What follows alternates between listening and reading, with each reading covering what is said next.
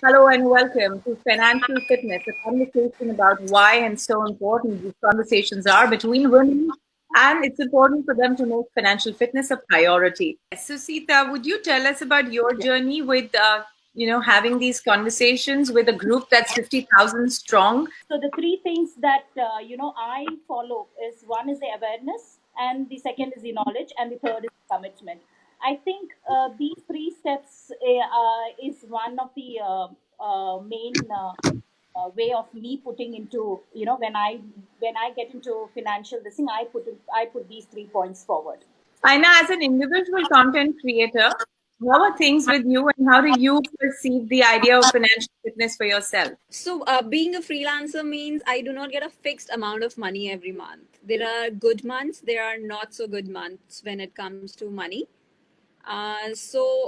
Money, I've become little more, if I would use the word, become a little more safe with money. I invest money after a lot of deliberating, as in if I would not get enough in money in, how much should go out and how much of it should be used for recreation. I think to all of us who've started something or are running individual, establishments, I think saving is so important to make sure that any investment that we do is smart. Expenses are calculated, and only the right things are spent on. Fair enough. Okay, so Sita, let me ask you, when you speak to the various mothers or working mothers or women who are working just at home, what is the kind of dialogue that you all have when it comes to making financial discussions a priority? Irrespective of social economic class, and men take the advantage of prioritizing what needs to happen. So sometimes women, they do get stuck, and they don't have the proper planning, and they take terms of help with the others, give us a detailed planning. So in that way, we as a group, we tell them out, you can have a monthly budget, and planning is one of the main as when it comes to financial. You need to have a detailed plan. If you don't have a plan, then it's not going to work out. I just kind of got pushed into like investing. I didn't really plan for it because once you cross a certain bracket with fixed income, you have to pay taxes. And the moment I started paying taxes, I was like, why am I paying the government so much? And then it started with investments and like little bit, first it was just probably insurance, and then slowly it went on to like fixed deposits and then mutual funds. And that's when I learned. And it was never like 10% of my income is this and 20% is this or 30% is this. It was very spontaneous. I just knew that, okay, let me just put this off monthly. It just goes from my account and it's fine. This helps me. And then slowly I started getting into, okay, mutual funds. This is good. Okay, stocks. This is nice. Let's invest in this. This is making money. I think that's the most interesting part about planning.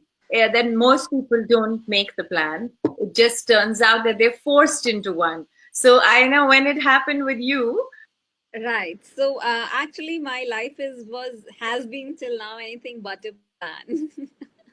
I've been a corporate person. I was in advertising before, and then I was also style coaching people. That a hobby became my profession over a period of time. I started writing blogs, and suddenly Instagram just like poof, it just took over. And then I figured out, oh my God, you can make money doing this. So that came as a pleasant surprise. And then there was little money, then there was a lot of money, and that's when the plans sort of happened to me. I mean, started with saving taxes and investing in insurance, and then I realized I need more, and then mutual funds, and then I started figuring out as you're aging, also your life goals change. I have Yeah. a 13-year-old son, so I take a lot of things into priority. And that's how it has changed for me. It hasn't been a plan, but now as I'm growing older, and it's got nothing to do with the kind of job I do, it's, I think, more to do with responsibilities and age right now for me. And right now, with the current health situation going around in the world, who would have thought a pandemic would hit us, so I've started Right. looking at money very differently in last 1 month altogether. No, so it's I'm not surprised that you said something like that because at this point one does see that there's a tremendous amount of question mark for one's own self, saying, okay, where are we going from here? Right? It's not like the world hasn't seen them, but all of us would love to reassess. People always say that when you get ready for, a diet, you call a nutritionist. When you get ready for physical training, you call a trainer, right? We always know who to call. Somehow, when it comes to money, we just think it's okay to just discuss it on the dining table and this will be sorted. Why don't we all call an investment manager? I mean, some of us do, but why is that not our second skin? I think it's still very nascent in our country. In financial independence for women has been, for a larger population in terms of the number of women who are getting financially independent is also fairly new. Also, asking for advice from professionals is something that's not a thing for us in our culture. I don't think we've always looked up to our fathers and husbands and brothers for such advice, and somehow we feel they are the best people to. Luckily, I'm married to a banker, so that helps. So you've got a banker at home, so it's easier for you to you don't have to think, right? One of my friends coming and talking to my husband saying she has a relationship manager in the bank who tries to sell her policies to make profits for the bank. But what I do find is that even though I haven't unraveled it much myself, and we have been trying to do these more and more dialogues on the platform, is the very fact that today we have an opportunity to go out there and talk not just to one advisor, but hundreds of advisors, right? The other day, I didn't even know that there were enough, financial advisors who are women, because sometimes you want to have a woman-to-woman conversation.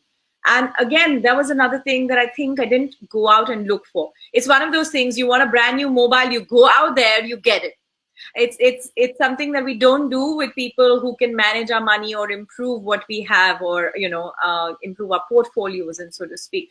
Whether or not we know enough, it's important to nudge everybody to say, come on, let's talk about money. Recently, after being in Japan, what I do is that I set of 10 envelope cards with me. So what they set, the envelope card, it's basically one is for the tuition fee, one is for the electricity fee, and one is for the phone and all that. And I keep one card extra with me with a I pitch in some amount of extra money, make sure that I don't use that money.